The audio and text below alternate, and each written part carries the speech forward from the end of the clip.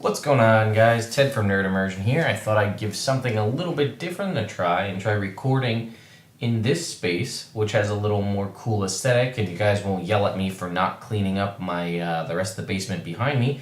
Plus, you get to look at all of my unpainted minis, which is only a fraction of them, and shame me possibly into painting them. But it's a more D&D background. But for those of you who don't know, I did attend D&D Live 2019 out in Los Angeles, and I, thankfully, thanks to Wizards for comping me a ticket as part of talent playing in one of the games in one of the streaming pods, I got to spend a lot of time with a lot of the folks who work behind the scenes and work on Dungeons and Dragons.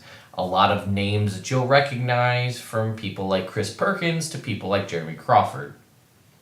That being said, I got to spend what I would consider quality time, specifically with Jeremy Crawford, at a bar the night before the event started, and I got to asking him some pretty interesting questions, and I think you're going to want to hear what the answers are.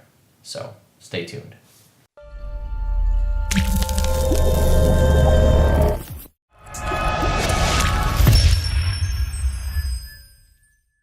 So, while at the event, I don't know, probably about a half an hour I spent with Jeremy, and I asked him a variety of questions. I may have asked him more that I don't remember. I had a little to drink that night, but I did ask a few interesting questions. And the one I want to talk about here is the idea of new classes. So we had talked over a bunch of different things, and I had asked, what are your thoughts on developing wholly new classes for 5th edition Dungeons and Dragons? We talked a lot about 3.5 and about the idea of all the new classes that were added after the fact. We talked about the idea of prestige classes. And while on that topic, prestige classes, there was that Rune Master prestige class that was released very early in the Unearthed Arcana life cycle. And basically, Jeremy said that the feedback on that was pretty much not necessarily negative, but not needed.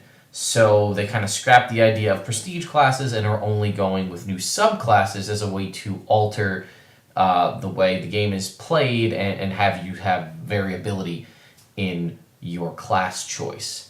So I said, well, what about new classes? You guys hit pretty much every single major archetype in the base book as it is, from your different kind of magic casting classes to your different kind of spell casting classes.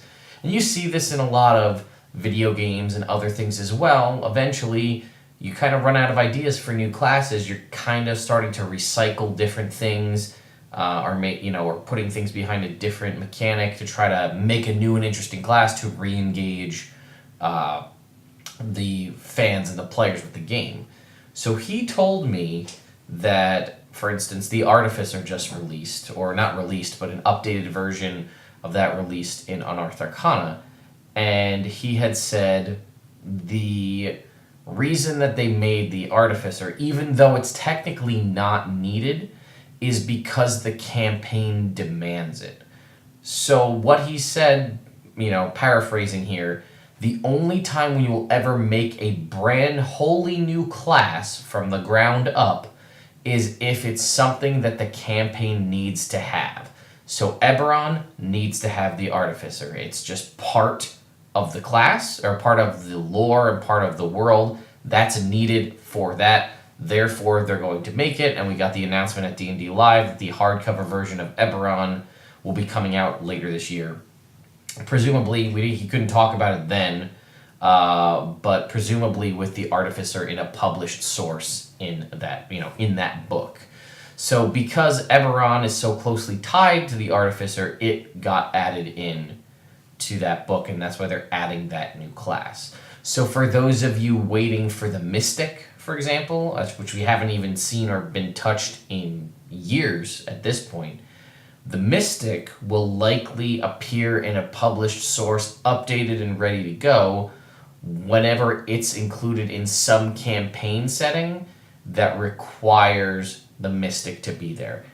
Off the top of my head, I can't really think of a specific campaign or universe or world that would heavily rely on psionics unless they wanted to build it that way.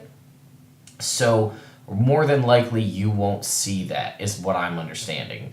But, as we saw, we got the Artificer revisited twice, and now we know Eberron's coming out later this year, so it's going to be in there. So keep your eye out. If the Mystic pops up again in Unearthed Arcana as an updated version, that may be because we're going to get something later in the year that will publish that.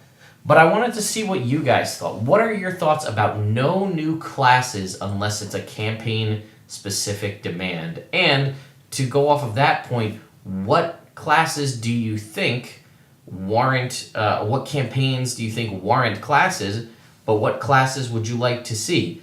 Because honestly, if you think about it, what new classes exist out there that could be created from the ground up that don't fill an archetype already filled by an existing class or an existing subclass?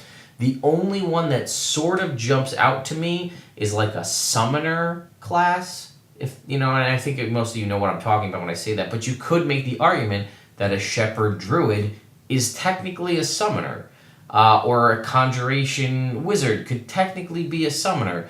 But this is what I'm referring to is a class that its main mechanic is it doesn't really do too much for itself. It summons things to have them do it for it. But even still, the new version of the Artificer kind of almost fills that niche as well. So what classes exist out there that you would like to see that are completely different from something that already exists, and what campaign are they tied to? I'd love to hear what you say in the comments down below. And stay tuned for more videos like this going into the discussion that I had with Jeremy Crawford at D&D Live 2019.